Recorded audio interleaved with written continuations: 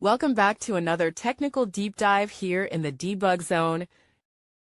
Today we're tackling a big question and breaking it down with insights from other users. Hopefully this clears up some misconceptions and helps you get the answer you need.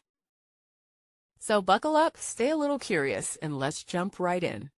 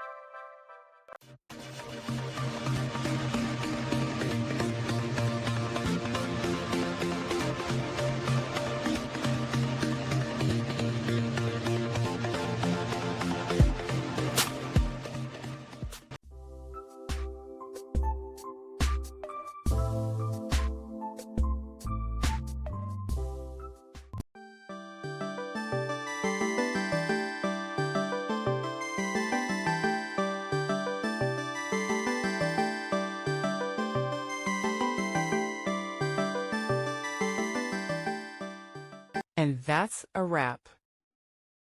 I hope you found the answer you were looking for. If you did, take a second to hit that subscribe button. It really helps out. And let me know in the comments which solution worked best for you. See you next time in the debug zone.